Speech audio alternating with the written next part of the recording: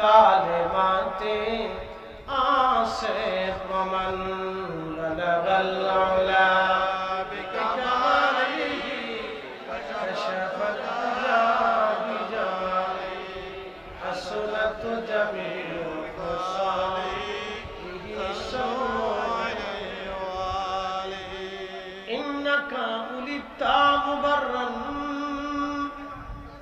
মিন কুল্লি আইব কাআন্নাকা قد خلقت كما تشاء بلغ العلا بكماله كشف الدجى بجماله حسنت جميع خصاله صلوا عليه وآله কালিমাতুশ শুকর সে আল্লাহর দরবারে ঐতিহ্যবাহী পয়েলগাছা বহুমুখী উচ্চ বিদ্যালয় মাঠ প্রাঙ্গণে আজকের এই সুন্নি মহাসম্মেলনের সম্মানিত প্রধান মেহমান আধ্যাত্মিক সাধক আলহাজ শাহ সুফি শেখ শাহজাদা সৈয়দ গোলাম মোহাম্মদ আব্দুল কাদের কাউকাব আল কাদরি সাহেব মাদ্দাজিল্লাহুল আলী, আজকের যিনি প্রধান অতিথি জনাব জাকারিয়া তাহের সুমন সাহেব সাবেক সংসদ, আপনাদের এলাকার কৃতি সন্তান এবং আজকের অন্যতম মেহমান অ্যাডভোকেট আলহাজ কাজী মাওলানা আবুল হোসেন সাহেব, প্রধান আলোচক যিনি আলোচনা আপনাদের সামনে উপস্থাপন করবেন আন্তর্জাতিক খ্যাতিসম্পন্ন বিশিষ্ট ইসলামী চিন্তাবিদ এবং বক্তা আমার প্রিয় ভাই আল্লামা গিয়াসউদ্দিন আত-তাহিরি সাহেব, সম্মানিত চেয়ারম্যান দাওয়াত ইমানি বাংলাদেশ। আজকে উপস্থিত আলহাজ মাওলানা আব্দুর রাহমান আল কাদরি সাহেব মাদ্দাজিল্লাহুল আলী, আলহাজ মাওলানা আব্দুর রহিম মজুমদার সাহেব, মাওলানা রুহুল আমিন মিয়াজি সাহেব, জনাব আলহাজ মাওলানা নাসির উদ্দিন আল কাদরি, আলহাজ হযরত মাওলানা হেলাল উদ্দিন আকন্দ সাহেব, আলহাজ হযরত মাওলানা মিজান রহমান সাহেব সহ সকল সম্মানিত অতিথিবৃন্দ, এলাকার সম্মানিত ব্যক্তিবর্গ, এই পয়েলগাছা উচ্চ বিদ্যালয়ের সম্মানিত ম্যানেজিং কমিটির সকল সদস্যবৃন্দ এবং এই বহুমুখী উচ্চ বিদ্যালয়ের সকল শিক্ষকবৃন্দ, ছাত্র ছাত্রী, এই বাজারের সকল ব্যবসায়িক বৃন্দ, এলাকার সকল আশিকিন মুহিব্বিন শাকিরিন, আমির উমরা জমিদার অর্থবিত্ত জ্ঞানী গুণী সায়েন্টিস্ট আধ্যাত্মিক ওলি পীর মাশায়েখ উলামা ফুদালা, চোর ডাকাত বদমাশ আর সর্বনিকৃষ্ট মানুষ পর্যন্ত কবরে চলে গেছে। আচ্ছা বলেন তো, সবাই কি ঈমান নিয়ে কবরে যেতে পারছে? একসাথে বলেন, সবাই কি ঈমান নিয়ে কবরে যেতে পারছে? সবাই কি নেকি নিয়ে আল্লাহর সন্তুষ্টি নিয়ে কবরে যেতে পারছে? শোনেন, আল্লাহ যাকে ভালোবাসে তাকে আল্লাহ তার নিজের দিকে টেনে নেয়। আল্লাহ যাকে বেশি মহব্বত করে তাকে আল্লাহ তার রসুলের গোলাম বানায়। একসাথে বলবেন আল্লাহু আকবার। অ্যাটেনশন, সিদ্দিক আকবর আবু বকর রাদিয়াল্লাহু আনহুর মতো দামি ব্যক্তি আর এ জমিনে কেউ আসবে? আর আসবে না।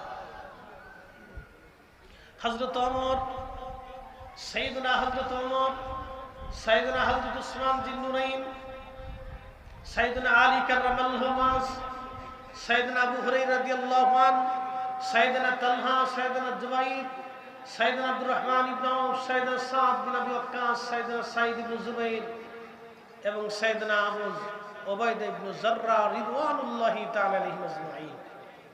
আশারে মুবাশশিরিন, খুলাফায়ে রাশিদিন, আহলু বাইতিন নবী এবং সাহাবায়ে আজমাইন, ওনাদের মতো সম্মানিত পৃথিবীতে আর কেউ আসবে? আর কেউ হবে না। তারা ধন্য হয়েছিলেন আল্লাহ রাসূলের নৈকট্য সহবতের কারণে। এই কথা বলেন না কেন? জোরে বলেন। আবু বকর সিদ্দিক রাদিয়াল্লাহু তাআলা আনহু, তিনি যেই জোহরের নামাজ পড়েছেন আমরা কিন্তু সেই জোহরের নামাজই পড়ি, কিন্তু উনি জোহরের নামাজ পড়েছেন আল্লাহ রাসূলের পিছনে। একসাথে বলেন আল্লাহু আকবার। পিছনে? আল্লাহ হাবিবের পিছনে। আচ্ছা বলেন তো, বর্তমান 800 কোটি মানুষের ভিতরে 200 কোটি মুসলমান।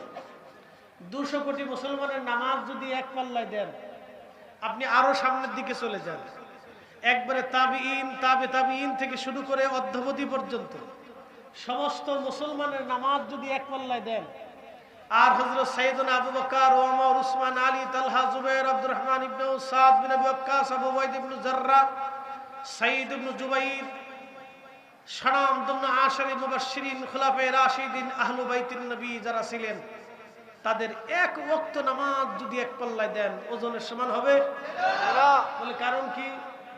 এখনো যেই জোহর আছে তখনও সেই জোহর ছিল, এখনো যেই আসর আছে তখনও সেই আসর ছিল, এখনো যেই মাগরিব আছে তখনও সেই মাগরিব ছিল, এখনো যে এশা আছে তখনও সেই এশা ছিল, এখনো যে ফজর আছে তখনও সেই ফজর ছিল, এখনো যে রমজান আছে সেখনো রমজান ছিল, এখনো যে কোরআন আছে তখনও সেই কোরআন ছিল, এখনো যে আজান আছে তখনও সেই আজান ছিল, এখনো যে দুরুদ আছে তখনও সেই দুরুদ ছিল, এখনো যে জিকির আছে তখনও সেই জিকির ছিল, এখনো যেমন সাদকা আছে তখনও সেমন সাদকা ছিল, এখনো যেমন দান আছে, যাকাত আছে তখনও যাকাত ছিল, এখনো হজ আছে, হাজি আছে তখনও হাজি ছিল, এখনো মানুষ উমরা করে তখনও উমরা করেছে, এখনো মানুষ তাহাজ্জুদ পড়ে তখনও তাহাজ্জুদ পড়েছে। সাহাবায়ে কেরাম তাহাজ্জুদ পড়েছে রাসূল কারীমের পিছনে, সাহাবায়ে কেরাম নামাজ পড়েছে নবী দেখে, সাহাবায়ে কেরাম ঈমান আনছে নবী দেখে। এজন্য আমরা সুন্নিরা নবী নবী করি, কথা বলেন ঠিক না? আল্লাহু আকবার।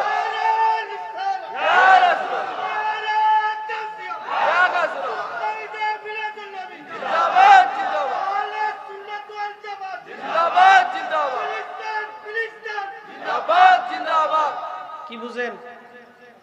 আহলে সুন্নাত কি আজকের না পুরাতন? শোনেন, অনেকে ভাবে যে আহলে সুন্নাত ওয়াল জামাতের ধাক্কা দিয়ে ফেলে দিবে। ধাক্কা দিয়ে ফেলতে পারবে না। বাংলাদেশে যদি 10টা দরবার একত্রিত হয়ে ঢাকা মার্চ করে ঢাকা শহরে জায়গা দেওয়ার কোনো জায়গা নেই। বাংলাদেশের 10টা দরবার যদি একত্রিত হইয়া ঢাকা শহরে মার্চ করে, বাকি 12,000 দরবার বাদ দিলাম, আর যদি 12,500 দরবার মিলে একসাথে পীর মুরিদ মার্চ করে, বাংলাদেশের কোথাও জায়গা দেওয়ার জায়গা পাবেন না। আহলে সুন্নাত ওয়াল জামাতকে কেনি দিয়ে ধাক্কা দিয়ে ফেলে দেওয়ার জায়গা এই কোনো সুযোগ নাই। কথা বলে ঠিক। তবে শুনে রাখেন, আমরা শান্তি প্রিয়। আমরা কি প্রিয়? আমরা গদির লোভ করি না। যদি গদির লোভ করতাম তাহলে বাংলাদেশের পীর মাসে মাত্র 24 ঘন্টায় গদি নিতে পারে। 24 ঘন্টা। বিশ্বাস করেন না আপনারা?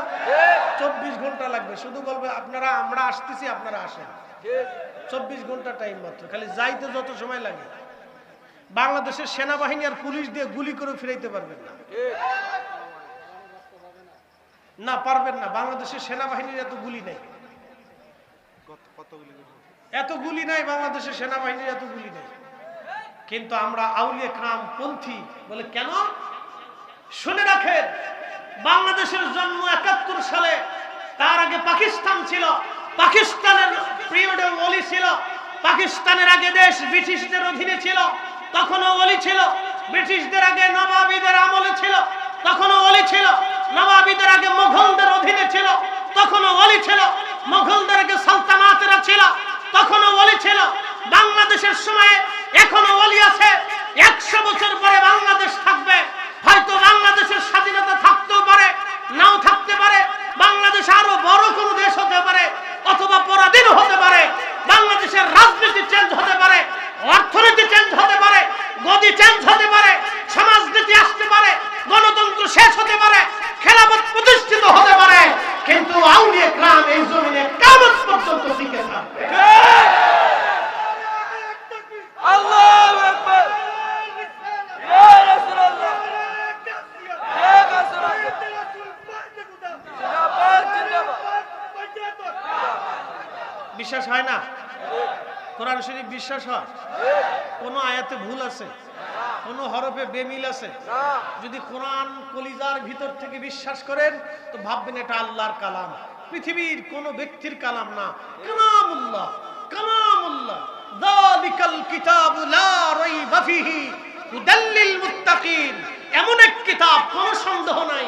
লাউ আনজালনা হাদাল কুরআন আলা জাবাল, হুজুর আমি যদি কোরআন পাহাড়ে নাজিল করতাম, লারবাইতাহু খাশিআন মুতাসাদ্দিআন মিন খাশিয়াতিল্লাহ, আপনি দেখতেন আমি খোদার ভয়ে পাহাড় গলে মিসমার হয়ে যাইত। হুজুর এই কোরআন আমি আপনার কলবে নাজিল করেছি। ইন্না আনজালনাহু ফি লাইলাতিল কদর, আমি লাইলাতুল কদরের মতো মোবারকময় রজনীতে এই কোরআন শরীফ নাজিল করেছি। হাবিব বাল হুয়া কুরআনুন মাজিদুন ফি লাউহিম মাহফুজ, আমি সেটা লাউহে মাহফুজে সংরক্ষণ করেছি।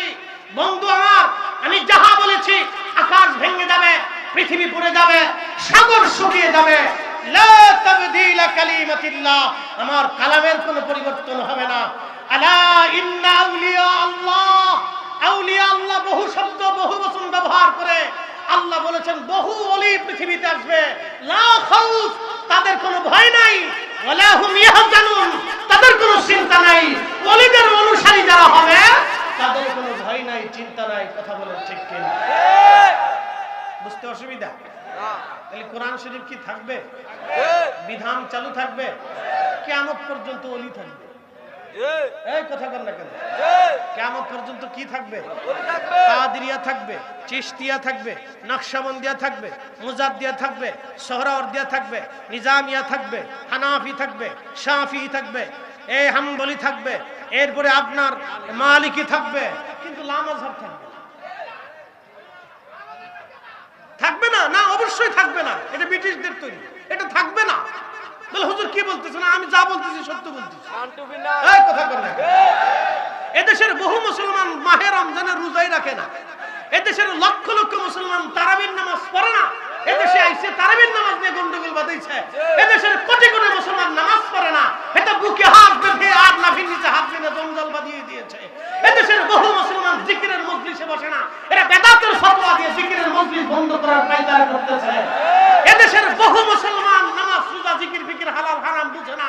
এদেশের আউলিয়া کرام, উলামা کرام, পীর মাশায়েখরা তাদেরকে দর্শে বসায় বসায় হালাল হারাম শিখিয়ে নামাজ রোজা শিখিয়েছে, মাথায় টুপি পরানো শিখিয়েছে, গায়ে পাঞ্জাবি জুব্বা গায়ে দেওয়া শিখিয়েছে, পাগড়ি বাঁধা শিখিয়েছে।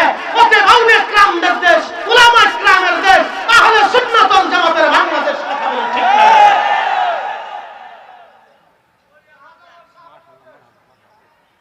বুঝতে কি কোনো কষ্ট হচ্ছে আপনাদের? তাহলে বুঝে যাবে আমি অল্পতে অনেক ওয়াজ শুরু করছি। ওয়াজ করলে কি লাভ, শুনলে কি লাভ? লাভ হবে তার আমলে, আমলেও লাভ হবে না নবী প্রেম না থাকলে দিলে। ঠিক কিনা? নবী প্রেম থাকলে দিলে লাভ হবে কম, আমলে সুপারিশ করবে নবী রোজ হাসরের ময়দানে।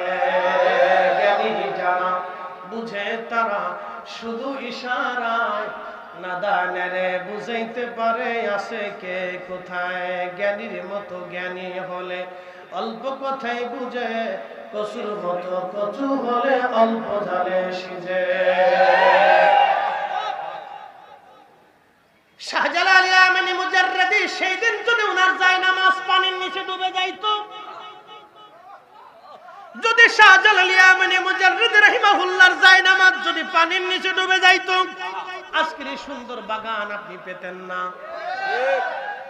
তার মানে বোঝা গেল শাহজালাল ইয়ামানির জায়নামাজ কিয়ামত পর্যন্ত বাংলায় ভেসে থাকবে। বুঝেন নাই মনে হয়? বুঝছেন?